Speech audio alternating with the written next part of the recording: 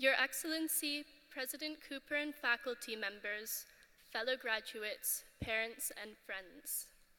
A few weeks ago, I was walking along a trail somewhere outside of Halifax when I paused to collect a plant that had caught my eye.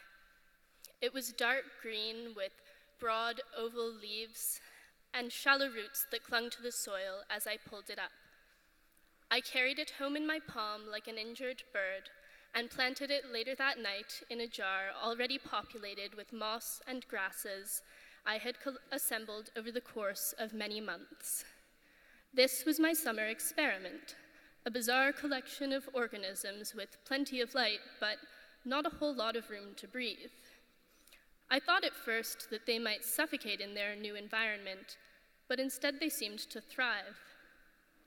When I first arrived at King's, I couldn't get over the feeling that I was a castaway on some strange island of inbred cats. Cats whose preferred style of dress was plaid. The Blundstones, the wool socks, the beer, the indoor toques. They all seemed like part of an ironic diorama of student life. Monday nights at the wardroom were especially daunting. I remember one evening when I became ensnared in conversation with a man whose commitment to grammar was as patchy as his facial hair. He was explaining to me why the Unabomber was the most underrated intellectual of the 20th century. It occurred to me then that King's may be the one place on earth where flirting takes the form of a 2-hour intellectual striptease in which your greatest asset is your command of nihilism. At times like this, going to school here feels like abandoning oneself to the absurd. Lately, though, I've been trying to understand what my life will look like once the glass shatters and the protective layer that's been insulating me for so long against the outside world disappears. King's is where I grew into myself, became comfortable with a way of understanding and relating to the world. But ultimately, it is just a place. 5 buildings and a chapel turned in on themselves.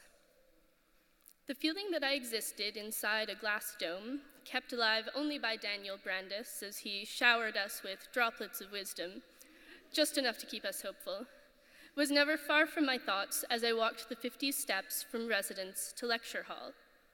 Could it be that this is not a university, but some embittered DAL student's science experiment? A breeding ground for bacteria? As a student at any university, and at King's in particular, there's a tendency, I think, to forget that you have an existence beyond what that narrow term implies. We're not so much real people as people in training, still acquiring the skills and sense of self required for living life to the full. In many ways, this sense of being closed off from the outside world is mirrored in our education. It's sometimes hard to see how laboring over the history of alchemy or dissecting Hegel's phenomenology bears any relevance to the lives and burdens of the rest of humanity.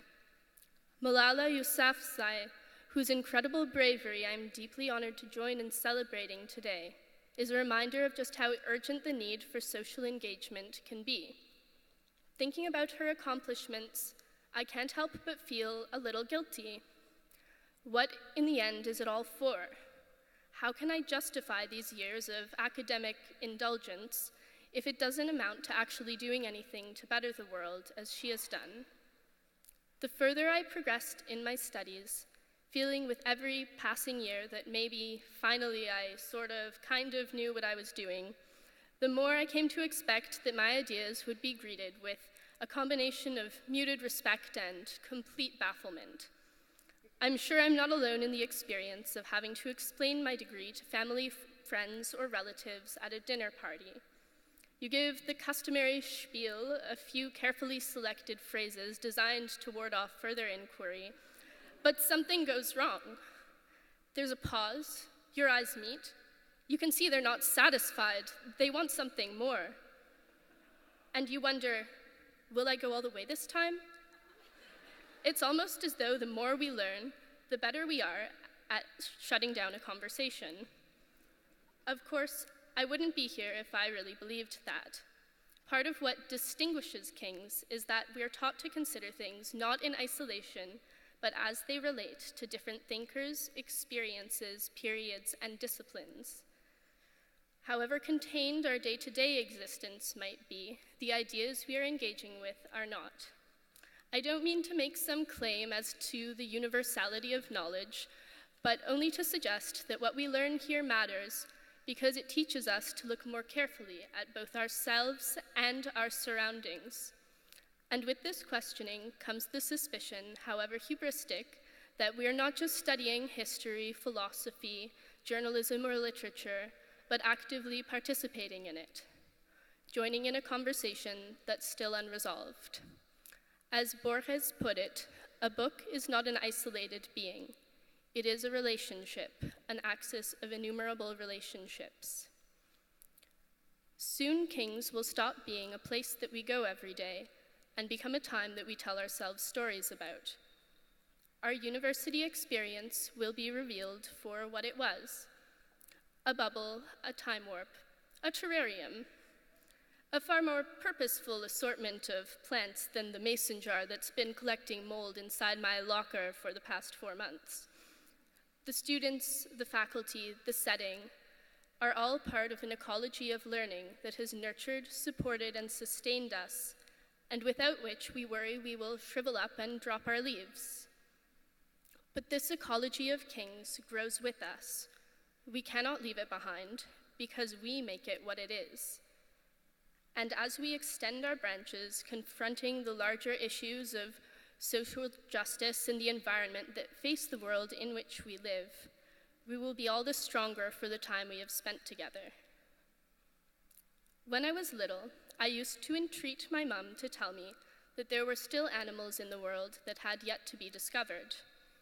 I was seriously concerned that, in my future career as a zoologist, I would have nothing to contribute to the world's store of knowledge.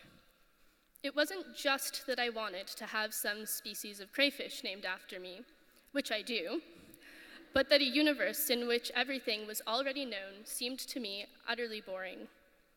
I still hold strong to the hope of discovering a new species, an accomplishment for which I believe my single credit in biology has more than adequately prepared me. After all, if I've learned anything from kings, it's that there's more weirdness in the world than I could have ever imagined. Thank you.